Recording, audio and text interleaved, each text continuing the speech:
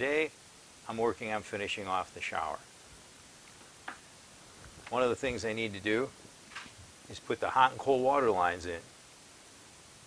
Most people will put those on this wall, and usually about waist high. But that's a waste of space. It's a waste of space inside because the composting coil also goes in here. And it also requires this wall to be thicker. And we don't want this wall to be thicker because that reduces the space in the entire van. So instead of putting it waist height, I was thinking about putting it up here because it's an easy reach. But then I still need some thickness here because this is my faucet. I took the handle off. And this faucet has the water lines protruding. And there's some thickness that you have to add to your wall. Remember, I've been saying all along that an inch is like a foot. So I'm losing at least a foot. So this is what I decided to do. Instead of putting the faucet up here or at waist level, I'm going to take this faucet and I'm going to put it up here in this corner. Actually, it goes this way. Put it up there in this corner, just like that. That takes advantage of the channel up in the top there with the ProMaster. All right. The faucet, if you see that little stick I put in there, that represents how far the PEX pipe is going to come away from this, because I have to put on a piece of PEX pipe, I have to put on an elbow. So it's quite a distance. But at this angle, it will fit right into this channel in the ProMaster van. And you may be able to see, I've already got one of my water lines running here.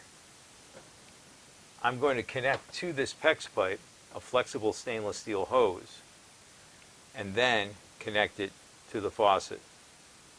That'll allow me to easily remove this, and if I need to in the future, replace the faucet or do any maintenance that's needed.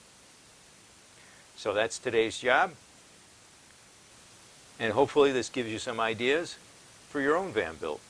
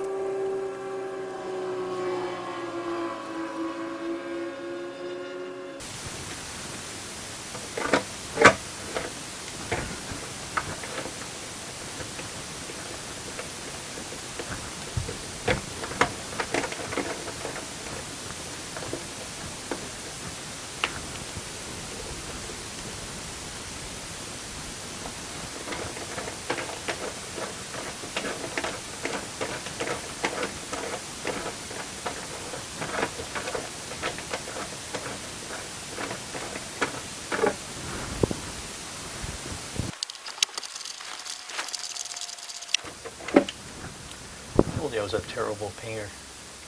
I got drips.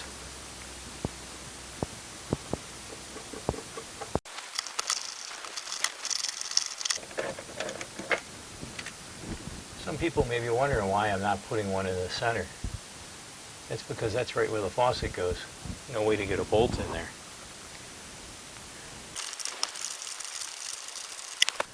So there we go. Sometimes I struggle to push the riv nut in because I use the smallest drill hole possible. Most people would use a 3/8 inch hole size. I've got it stepped down to, I believe it's 23/64, which is 0.359. That little bit makes it a little tougher to push in, but it makes that riv nut that much more secure.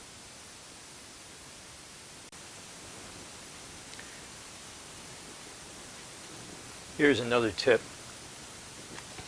I just put this up here and was test fitting it, putting the bolts through to make sure everything lined up properly. this bolt fit without any problem. This one, it didn't want to go in. The reason for that is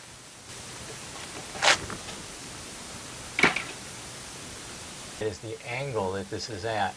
This one's tipped down a little bit. This one's coming out at the proper angle.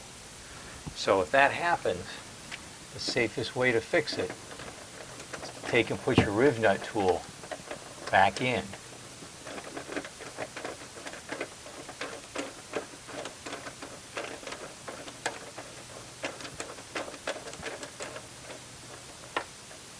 Get it nice and tight, and then just bend that at the proper angle. And now I'm pretty sure that that bolt will slide in without a problem.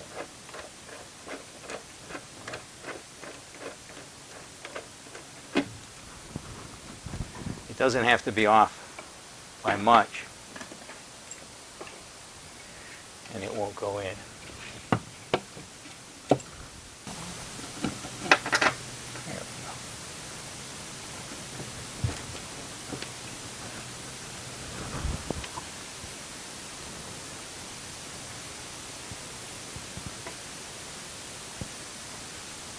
And those both fit. I'm not going to tighten them all the way. I'm just test fitting these.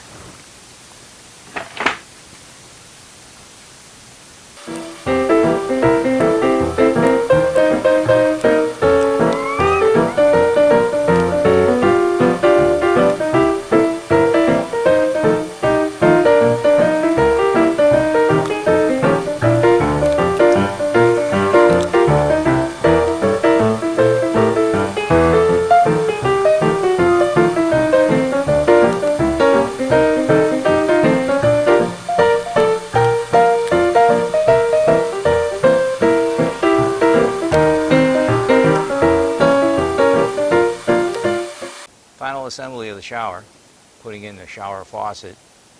In order to get it to fit properly, we needed to put in the little angles. They're flexible right angles so that we could get that to tuck up inside and screw in place. Also, there's stainless steel flexible hoses attached, making it easy to pull it in and out in case I ever need to replace something back there.